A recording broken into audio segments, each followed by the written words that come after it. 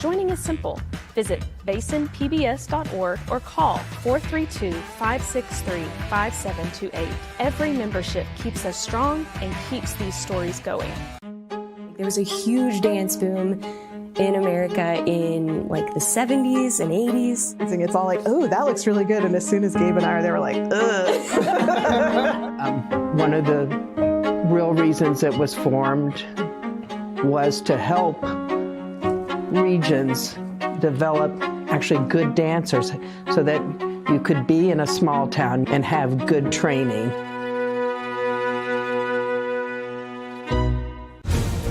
That is utterly remarkable. Whales coming up. Hold on. This is huge. Here we go. The more whales you have, the healthier the ocean is. They're the biggest land animals that have ever existed. The most special thing is going somewhere that nobody ever has before.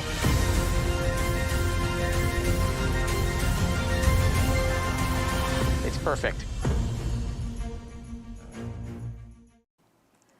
Welcome back to our Basin PBS College Bond Town Hall. We now have officials from Odessa College. We have President Dr. Greg Williams, Kim McKay, the Vice President of Student Services and Enrollment,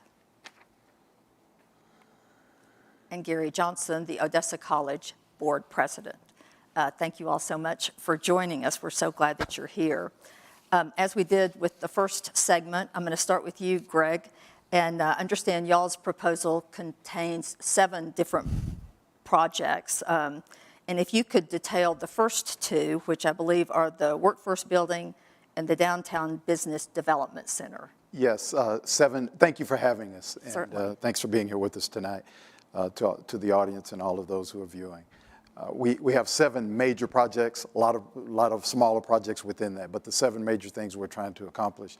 The first one would be the Workforce Building. That's the lead product out of this work, because we're in the business of helping our students to be able to go to work and to do well and to have great lives. And the Workforce Building will be a sister building to the new Health Sciences Building that we recently opened, again, through private fundraising and funds from the college. But we were able to build that 4-story building. We would have an additional 4-story building called our Workforce Center across the street. And it will house a number of our technical programs, a number of existing technical programs, welding, automation, robotics, and those kinds of things. But we'll also add new programs like cybersecurity and programs like that, and also some where we might look at dental assistants and things of that sort. So that program, that building will exist across university from our current Health Sciences Building. And then the second one you mentioned would be in our downtown green space in Odessa, a space we've had for a little over a year now, and that we've, again, had some good moments sharing that space with the community for outings and other things. But there would be a business building there, and we would move our business programs there, some computer science programs and some other things. But in addition to that, we would have community spaces, we would have innovation spaces, we would have small business spaces, so that we can enhance business operations, teach people how to be entrepreneurs, and support our community in that way. Can you talk a little bit about why you decided to place it downtown? Yes. First of all, because we support what Odessa is doing in downtown Odessa, and we signed on to that maybe 3 years ago, where we started helping with that. We have the new Marriott there and some other facilities coming in that area. We were able to develop a green space, which has been really attractive for our community. And when we built that space, we said, let's do more than just a play space, a gathering space. Let's teach people. Again, we're Odessa College, we're in the business of teaching. So let's attract people to that space and then allow them to become better entrepreneurs. Let's teach our students about business professions and those things, accounting, et cetera, and enhance the community while also enhancing the college. Okay. Kim, would you mind detailing the other two of the other third and fourth components, which I think one is related to children, you told me, and the other is the early college high school. So if you'll give some details on those. Sure. So we'll start with the babies. Yeah. Odessa College is already home to a children's center that many families working in Odessa choose that for their child care. But it's not enough. What we've learned as we have planned for this particular bond is that the Permian Basin is experiencing what they call a child care desert. And there's not enough spaces for young children to receive care during the day while their parents are working. And that's affecting business and industry. If you can't find child care as an employee, then you stay home or you don't transition to the Permian Basin to live, learn, work, and play in this particular instance. So it's really important to us to build on what we already have, a successful children's center, and create a space where more children can learn, more families can take advantage of it, and then use that space as a learning lab for the child development and education programs on our campus. We anticipate this new child care center, which will be the retrofitted Jack Rogers Fine Arts Center, is what most people know it as today, will allow us to double, maybe even triple the child care spaces in our community, something we desperately need. When you look at child care, I think that the ratio for infants to employees or to the caregiver is 1 to 4, and that space is so desperately needed in our community for those people to be able to contribute to the workforce. So you talked about expanding it. So how many children are you serving now, and how many would you be able to serve once it's expanded? I think the child care center is serving upwards of 80 children now, and so we'd be able to double, maybe even triple the capacity if we look into after-school care and some of the summer programming that's so desperately needed in our community. Additional to that, as Kim noted, it's also a dynamic space where we will be able to help more children, but we will be able to help more teachers. I think that's the super emphasis. And as we get more teachers out there, that's when we can start attacking this problem that we have, not only in Odessa, I believe you have that in Midland as well, and we need to educate more people, and this space will help us to do that. To be in the child care business. Yes. Okay, so you want to go on to the next one, which is the early college high school. Sure. So Odessa College is the home to 2 early college high schools. OC Techs is a technical early college high school preparing students for careers in business and industry immediately upon graduation. They are welders and energy technologists and culinary arts. They're in all the programs that our business and industry needs right away. The other early college high school is a traditional transfer early college high school, Odessa Collegiate Academy, OCA. They've both been on our campus since 2015, 2017, and grew from 100 students in the 9th grade, the first class, to well over 900 students combined on our campus. These students are on our campus every single day using and utilizing all of the facilities that we have. OCA, we tucked them away in Dedrick Hall, and many people that have lived in Odessa for years know that Dedrick Hall is the place where every recital and performance was for the community for a very long time. But it's over 75 years old, and it's fallen into disrepair. Difficult to heat and cool and plumb, and those students deserve a nice new learning space. And so the bond package includes retrofitting the former health sciences building to house the early college high schools, ensuring that they keep their identity, which is so important to those schools and to the students and the families that choose the early college high schools, but giving them a space that they can learn without having to worry about whether the heat's going to come on or the air conditioner is on during STAR testing this week. And so they deserve nice things and nice spaces, and that's what Vision 2030 will do. Okay. Gary, I'd like for you to tell us about the proposed Performing Arts Center. Okay, as you mentioned, Dedrick Hall is where we've had what we call our performing arts area, but now it's scattered all over campus. You know, we have the Globe Theater. I know a lot of people in the Globe. That's part of that. You know, the visual arts as well. You know, there's so many new things coming out in arts, you know, for digital photography, digital sound, those type of things. So we need to get all those things in one area. And so we're going to put them in there, and also that there's so many new things coming out. It'd be flexible enough that we can add these as we need to, and yet they all get their training there. It'd be a place for performances as well, for the band, the choir, the drama, all those type of things. Be classrooms in there, so it's really an area where we get all those things together, because they all work together to do different things. Greg, back to you. If you will give us some details on the Sports Center. Yes, the Sports Center has been in place at Odessa College for about 43 plus years. It's been a really good space for not only our students, our student athletes, as well as our community. A number of individuals enjoy that. I think we have 2,000 members who are non-students who work out there, exercise, and do all those things. So, and we also have a pool that's near Olympic size. And that has been a boon for us. It's worked really well, except it's aged out. Most pools of that sort last about 25 years in good repair. We've done everything we can to nurse it along, but at 43 years now, it's at end of life. And it's time for us to replace it. So we don't simply want to replace it and we'll use pools as an example. We want to be smart as we go forward. We built a near Olympic-sized pool. That's not what we really need. We need something that's about half that size, but use those other dollars to have a therapeutic pool space for those people who are doing rehab work, those people who need the comfort of that, and also have space for our seniors and those people who need that. But in addition to that, a third element of a water feature would be something more like a water park type situation for our young people and for those who want to simply come and enjoy that space.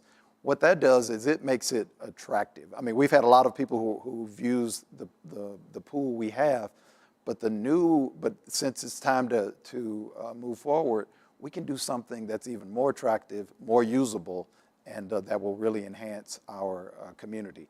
So with that, the pool's important. We've had some repair issues with the Sports Center. Again, 43 years of age. It looks good from the outside. Some would say it's disintegrating from within, from the inside, and we need to repair it. So in addition to the pool, we need to repair pipes and all those kinds of things. And we have ADA issues. So if we go in and we repair the pool, American Disabilities Act. American Disabilities, yes. So if we go in and we repair the pool, we have to bring it up to code, up to the American Disabilities Act code. So it would cost us so close to building a new one that our architects tell us the best thing to do is to start with a clean sheet of paper. We can do some things more innovatively. We can take advantage of modern technology, and we can have better facilities. We'd also have a space connected to this where we could take the outdoor sports and bring them inside and allow our community to do that with us so that one can practice soccer or football or those types of things indoors and have that space available to them. Again, attractive to our young people. This is all about our workforce. We want to attract people to our community, we want to educate them, and we want to keep them here. 81% of the people who graduate from Odessa College stay in our community, and this will be another way for us, again, not only to be attractive, but also to help people stay here. Will it also be a sports arena for your team? There would also be a sports arena as well, yes, for the teams, as well as space for celebration, space for congregation. We bring people together in those spaces as well. So Graduations. Yes, graduations and those things. Every facility we have on campus is not only for the college, it's for the community as well. And we charge a small fee for cleaning and energy and those kinds of things, but we open those spaces up to our community, and this allows us to take a step forward. Greg mentioned... The Sports Center is one of the best places for our community to enjoy the campus. It was just this weekend that Compass Academy had their spring bash. They totally transformed the Sports Center to celebrate their students and their success. And then on Saturday, they were using the softball and baseball complexes to play their high school varsity games. And so Dr. Williams is right. The community is very much a part of our mission and our support and our service to the people that live in Odessa. He brought up pipes a minute ago, so I'm going to make you describe the last component, which is infrastructure. Yeah.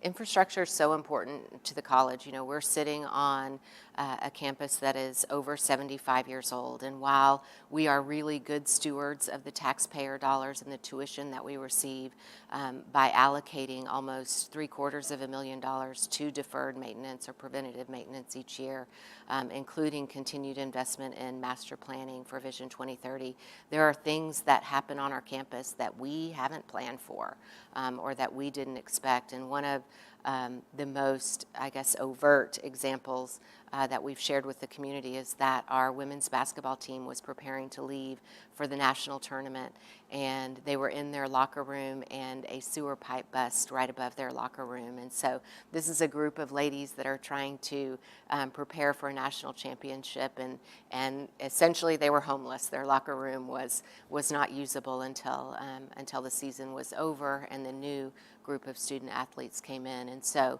there are preventative things that we can plan for and that we can use our deferred maintenance allocation to support and shore up, but there are things that happen in real time that we're not quite prepared for. And so by moving forward with Vision 2030 and a new performing arts venue and a new child development center and a new interruption. And I think it's important, they said this earlier in the Midland College bond discussion, that we don't receive funding from the state for brick and mortar, and the tuition that we receive from our students is for instruction and not construction. And so going out to ask the voters to continue supporting us so that we can continue to contribute to the workforce is vitally important. Another point out. Let me add a couple things. On we talking about, you know, a lot of times you hear things say, well, why don't you take care of the things that you have? We do that. But, you know, as Kim said, you know, life happens. You know, we have a great staff, a great facilities manager. They do all those things they should do. But like she said, things that you don't plan for a pipe to break and flood one of our halls, and, you know, that we had to do. You know, we've got temporary chillers around because, you know, those things go out and you've got to heat and cool your campus. So, you know, they've done a great job. Like I said, when you're almost 80 years old, things happen. And a lot of people say, well, why don't you fix those things? Well, even in your own house, you don't go replace your water line till you have to replace it. You just don't go because you've got all the stuff you have to, you know. So I think that we've done a great job preventive maintenance, but it's just that, you know, those things happen and you have to, after so long, things just wear out. A couple things I'd add to that. When we have these things break, for example, Kim talked about the locker room. That locker room, that break was so bad, and that sewer break was so bad, it almost destroyed that locker room. So we had to replace that. We had to replace all those pieces that were impacted. We've had to replace 2 of our main athletic floors, the wooden floors, because we get a leak in the sports center and the water damages the floor. You have to start over and you have to replace that.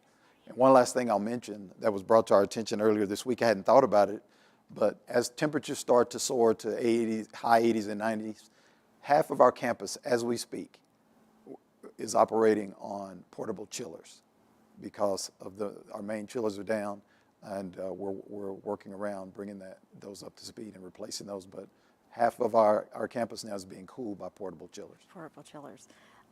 Gary, so y'all are asking the citizens to approve $325 million in bonds. Could you talk about how the board arrived at the project? Yes, we've had for probably the last several years have done studies about, you know, what we need, what we, you know, and really they came back. We've had community meetings, and, you know, after we kind of devised what we need, we really have urgent needs of about $500 million. But we thought, no, we're not going to the community with that, you know. So we reduced it to $325 million. And again, it was some of those things, you've got to think of the most urgent needs that are going to help us do what we need to do, which is to educate, train the workforce. So those people are important in the community, and they stay, and they want to be involved in the community. And as Kim said, I want to have, she mentioned about that, you know, we do not receive any funding from the state. And I always like to point out that, you know, I think that's why we're a community college. We're in the community. We want the community to support us, and we're going to support them. So we do the training, the educating, but yet it's your community college. We want you to support us and work with us. Greg, could you detail what the implications are for an individual taxpayer?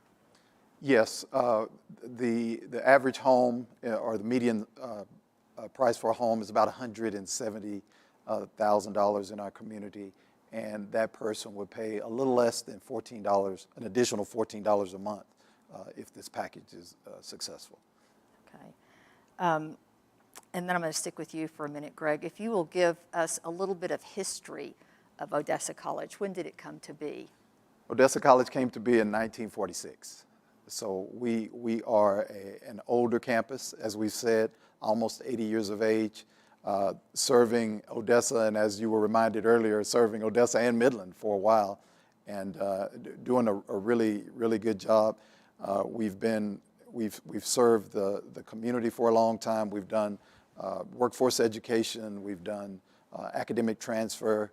A number of years ago, we moved into doing more dual credit, doing that really, really well. In 2016, we had our first dual credit graduate with an associate's degree before high school diploma.